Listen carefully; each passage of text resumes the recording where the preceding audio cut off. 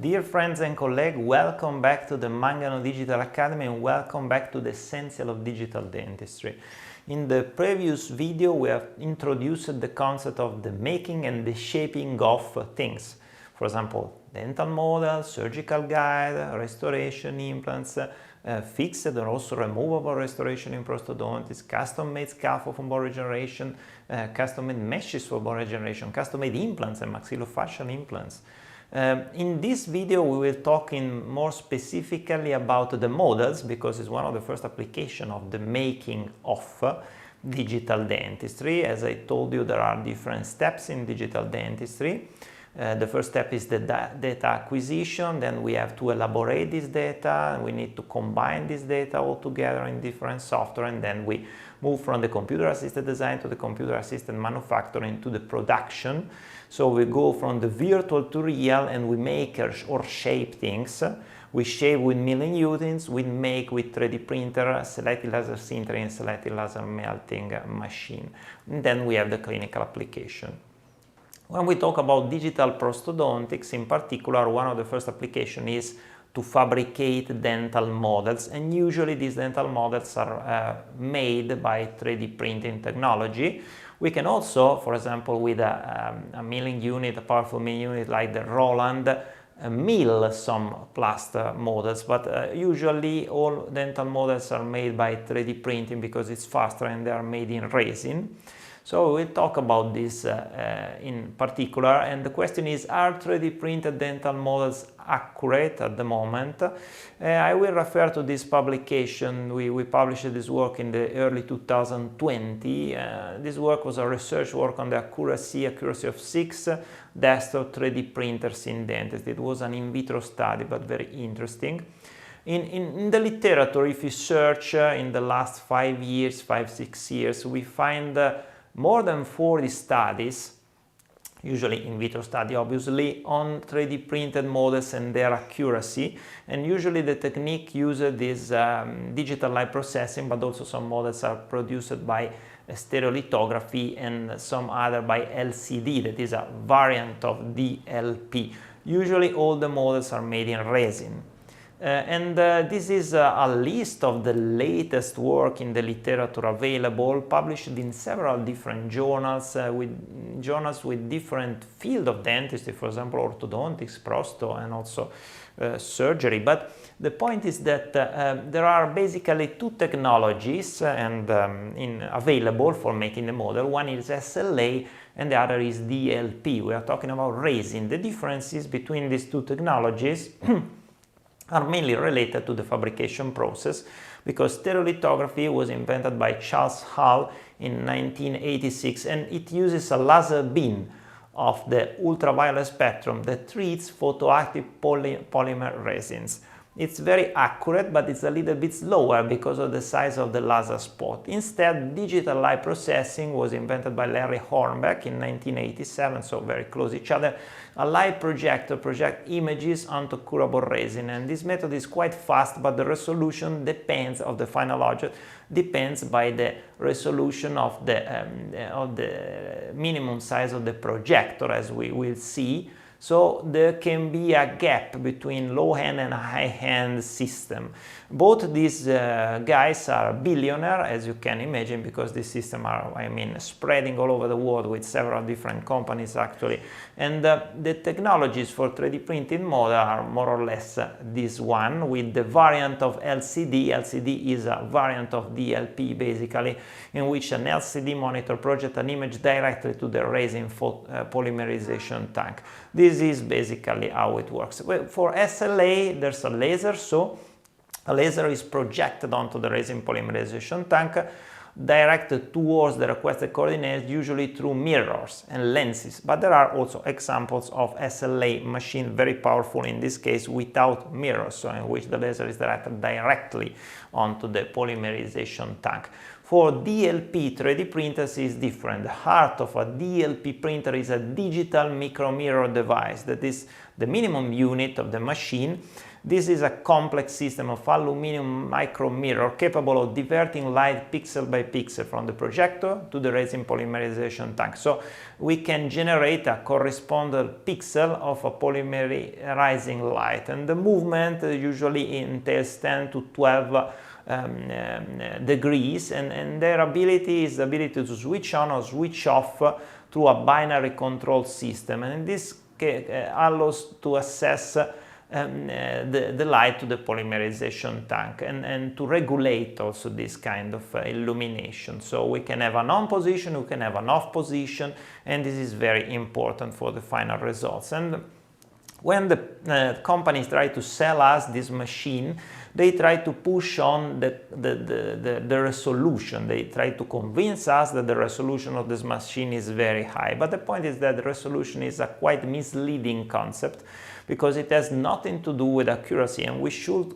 care more about accuracy, because at the end resolution has nothing to do with accuracy. Resolution in the SLA technology is the laser spot, so the dimension of the laser spot is 60 micron. We can expect a resolution of 60 micron.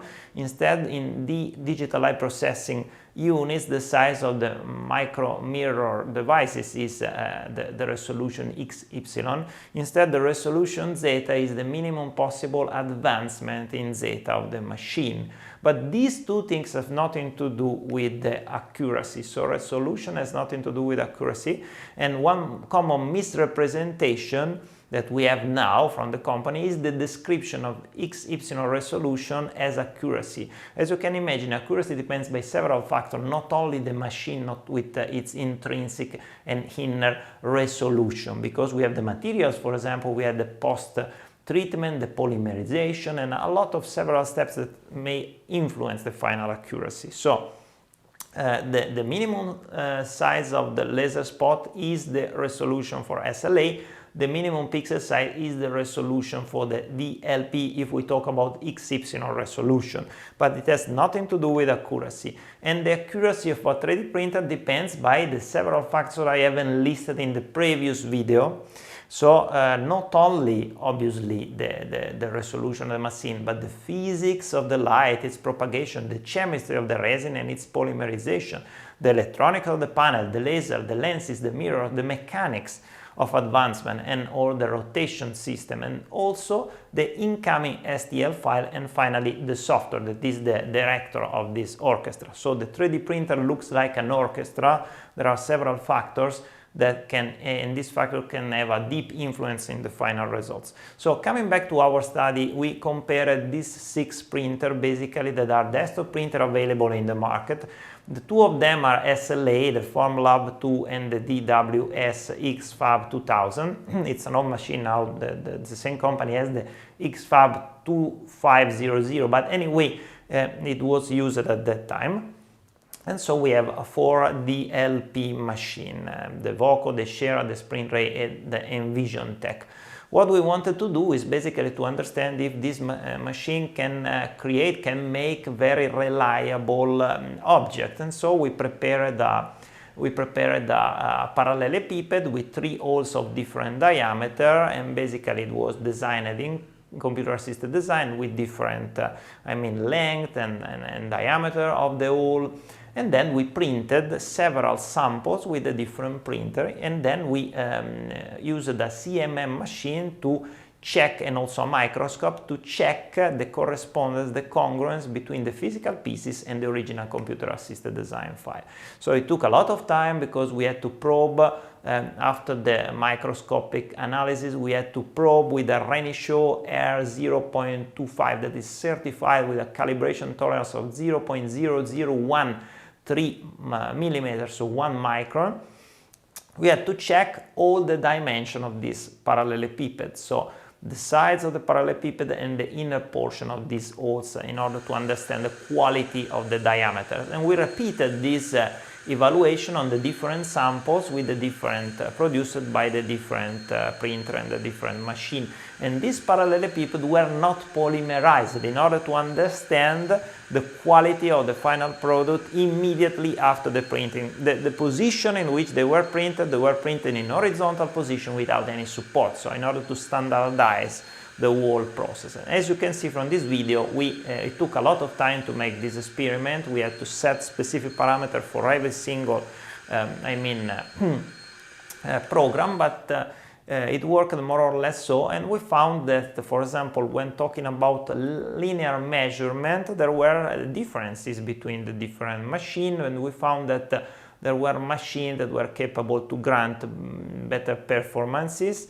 In this case, for example, for L1, the best performance were given by XFAB and Form 2, and for L2, the best performances were granted by VIDA, HD and Form 2 in terms of error. And here we can see from this graph the average error in percentile of the linear measurement, L1 and L2 with the 6 different 3D printers. And this is the mean error in percentage for all linear measurement. As you can see, what happened, what looks clear is that we have a very good results, for the XFAB from DWS system and also from VIDA. And I have to say that despite of the low price, the SLA machine, XFAB and Form 2, they perform very well. But let's go to the diameters of the holes, because why it's very important, why it's very tricky for a printer to reproduce very well a hole. Because, for example, when we print model for dental implants, we need to print these models very reliably in terms of the representation of the holes for the insertion of the implant analog. So it's quite tricky, it's one of the most difficult applications. So we have here 3 different holes of different diameter, and the printer needs to be able to reproduce these holes consistently and repeatably. And once again, what happened that we find very good results for the stereolithographic machine, even if when we go to a very little hole like D1, then the quality of more expensive DLP machine comes out, and there are better results in this case. A very good result, for example, for the Voco Solflex 350 in this case. So if we watch this average percentage error of diameter measurement, D1, D2 and D3, we find that there are printers that are more reliable than other printer. In this case, Solflex 350 and also XFAB, they work very well. Also VIDA HD works very well for this. And if we summarize the mean error in percentage, we see that probably the best result in this case is obtained by the Solflex with a very low percentage of error. But this was only the first part of the experiment. The second part was more dental related. We tried to print several models with a different printer, and then we polymerized this model, but we kept this model for a period of time in a dark box, and after this period we scanned this model with a very powerful desktop scanner, Freedom from DOF, because we wanted to see if this model are stable a long time. So after 1-2 months, are they stable enough, or they change? Because we know very well that resin undergoes some kinds of distortion a long time.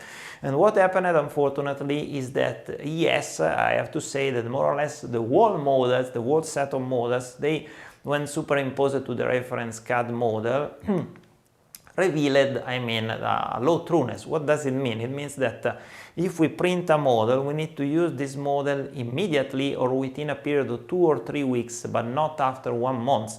In the case, we need to reprint it, because if we use printed model 2 or 3 months after we have printed them, probably these models have already underwent some distortion, and this is not a nice thing for us, and this can create a lot of clinical problems, particularly in some specific application. This was the mean trueness of the 3D printed model after a period of 2 months in a dark box, not exposed to the light. As you can see, we have anyway very high errors. So the best thing is to avoid to use models that are stored for a long time. The best thing is to trash model and print new ones if possible. And also the literature says that more or less Obviously, there are differences in accuracy between different 3D printers, between different models generated by different 3D printers. The printing strategies can be very relevant, how to support the model, how to print the model, printing horizontally in a vertical position. But let me say, it's quite important to use the model within 2-3 weeks, because after this period they may undergo distortion. And also I can say that printing model is more or less state of the art now. We can use printed model predictably in almost all fields, with only one exception. The literature seems to say not all desktop 3D printer look suitable for implant models because of this problem of the diameter of the holes for the implant analog. In this case we need specific, high quality 3D printer, high quality material, high quality processes and protocols, otherwise it can be very dangerous and we can have clinical problems. So thank you very much for your kind attention.